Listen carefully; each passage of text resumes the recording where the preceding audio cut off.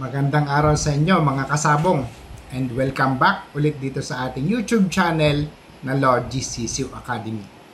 Master Marcos ulit ito ng Team Logis.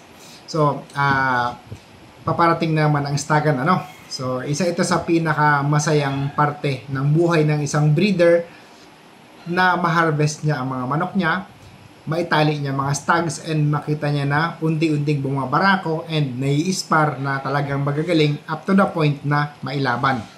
So talagang isa ito sa mga pinakamasayang sandali sa buhay ng isang breeder. Pero hindi madali, Kasi minsan ikwento ko sa inyo saglit kung paano tayo nag-umpisa, So 4 years ago, sabi ko nga, tinawag na losing line ang mga manok ko dito sa amin. Tinawag na losing line. So sabi ko, hindi ko naman ilalaban kung hindi magaling. Pero bakit laging talo? Bakit laging talo? Kasi nga, noong mga panahon na yun, medyo conflicted pa rin ang mga advices. Wala pa akong experience na sarili sa pagbibreed, sa paghahanda ng manok. So medyo hindi ko pa alam kung anong gagawin, kung bakit natatalo ang manok. So ngayon lang luminaw sa akin. So, noong mga panahon pala na yon, ang pinipili kong manok, yung mahaba ang paa, Mahaba ang paa. So, sa istag, medyo hindi pala talaga pwede ang masyadong mahaba ang paa. So, kasi may nakapagturo sa akin na pag mahaba ang paa, maganda ang malayo ang bato. So, kumbaga, sa saksakan, mas lamang ang mahaba ang sungkit. Pero hindi lang pala yun, marami palang factor para makasungkit or makapatay ang isang stag. So ngayon pag-usapan natin at himayin natin kasi marami tayong mga naririnig na mga advices sa mga big time na mga ina-idol natin. Mas gusto nila medium station, medium high kasi mas maganda raw. So ngayon himayin natin. So una muna, ako yung preference ko talaga medium or low station pagdating sa istagan, medium or low station, So, dalawang factor ang tinitingnan ko pag istagan, assuming hindi ko alam ang bloodline, Kung sakaling hindi ko alam ang bloodline, ang una kong titingnan muna, ano yung tayo. So, yung tayo, kung familiar kayo, sa palaka, bullfrog, yung bullfrog na kaganyan, o kaya bulldog na kaganyan. May balikat, may dibdib, matibay ang tayo, matibay ang postura, na parang pag sinagasaan mo, hindi mo siya basta-basta matitibag.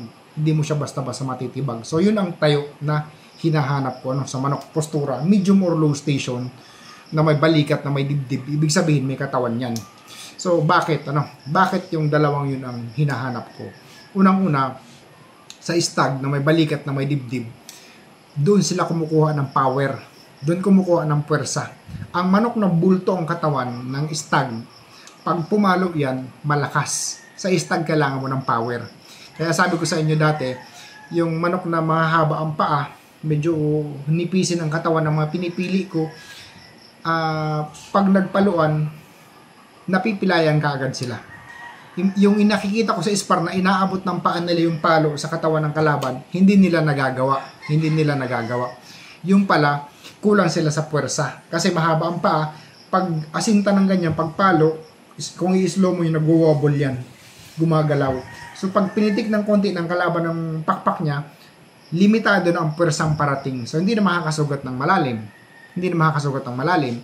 Pero yung mga kapatid ng mga natalo na high station nung panahon na yun ang mga nanalo natin sa World Slasher Cup.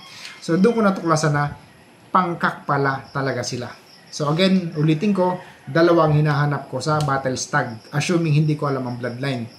Katawan, yung bullfrog or bulldog na tayo, and then medium or low station lang. Kasi yung medium station kasi or low station, mabilis pumihit. Sa kapag pinalo kanila, yung snap malakas silang bumigay ng paa, mabilis kumasa ng paa kumpara sa high station. So high station kasi pagbangga, paglapag, kailangan pa niyang iposisyon ang sarili niya bago siya maka-atake ulit or bago siya maka-opensa. Samantalang ang mga medium or low station, pag bagsak niyan, nakaposisyon ka agad yan. Kung very fluid, very flexible. Kung kaya nilang kumuha ng angle kahit saan, kaya mag-maneuver kahit saan, dadaanin kanila sa bilis. Nandun ang bilis sa mga medium station na bulto ang katawan na may balikat, may dibdib. So, nung in-implement ko yun, last year na medyo na-solidify na namin ang learning and knowledge namin sa pagsaselect ng mga battle stags. Last years, sa ganong selection, nakapag 9 points kami sa bakbakan. Ano? So, dalawa lang, sayang. Dalawa lang. Kung nagkataon, kasi yung dalawang talo namin na yun ang mga puro bunot na manok. So, lesson learned din sa amin yun kasi nga, yung mga handlers ko, sabi ko sa kanila, laging i-check yung mga wing ban. Chinek naman nila WPC. Ang problema, bakbakan ang sasalihan. Hindi banded ng bakbakan yung manok namin. So, naghanap kami ng hilaw pa ang pagkahanda na banded ng bakbakan. So, doon natalo ang dalawa. So, bunot yung manok. Sayang na sayang. Kaya, importante talaga na huwag kayong bubunot ng manok, lalo finals ang labanan. So, masasayang lang din kasi magre-react sila sa stress and everything hanggang sa mag-off talaga sila. Hindi pa sila handa na ilaban. So, sayang. So, anyway. So, nung naging ganun ang selection namin, nag 9 points kami sa bakbakan and talagang ang bibilis pumatay ng manok. Ang bibilis pumatay ng manok. Napakatibay, napaka-versatile, napaka-flexible, mabibilis. Mabibilis na may puwersa talaga. So, umapply doon or pumasok doon ang 20 seconds rule. Pumasok doon ang 20 seconds rule na ganun kabilis pumatay. Ano? So, whatever color it is, of color, dome, pula, yung mga dome natin. Actually, mas mataas ang winning percentage ng mga dome natin kaysa sa mga Bruce Barnett sweater natin. Kaya lang ang mga dome natin, sa istagan lang natin ginagamit kasi dun sila lamang. Pag Cax, wala namang lamang. So, yun. So, ganun ko pinipili ang battle stag. Ngayon naman, sa kak naman. So, ang pinipili ko naman na pampalugon, yung mga slim. Ayoko nang mabalikat, ayoko nang madibdib sa Cax. So, pag papalugudin ko yan, kailangan slim siya. Mahaba ang paa. Di baling pag binibitaw ko siya, hindi ko siya makitaan ng sobrang galing. Basta inuunat ang paa, okay lang sa akin yan. Kasi napansin ko, ang manok pag nakalugo ng isa o dalawa, yung slim na katawan na de-develop ng konti ang muscle. Konti lang, naka-develop ng konti ang muscle, perfect para sa slasher knife. Perfect para sa na-design na panlaban sa knife setting dito sa Pilipinas. So semi-slim lang siya, para siyang parang siya si Nonito Donaire o si Manny Pacquiao pag sumuntok. Matigas, pero ang katawan slim. So pag tumanda yan, hindi naman tataba yan. So mas mababalanse ang katawan niya. Since mahaba siya, nasanay siya na slim, maluwag ang paa niya na iba to ng ganun. Hindi ako nagpapalugo ng manok na mabalikat na may dibdib. So kaya ngayon, ang breeding ko, sinasadya ko sila kung pangkaks lang talaga, kung pangstag lang talaga ang breeding. Kasi sa materialis din mismo nang gagaling ang outcome ng mga yan. Sa materialis din mismo nang gagaling ang outcome. Kaya ngayon, hiwalay ang breeding materials ko.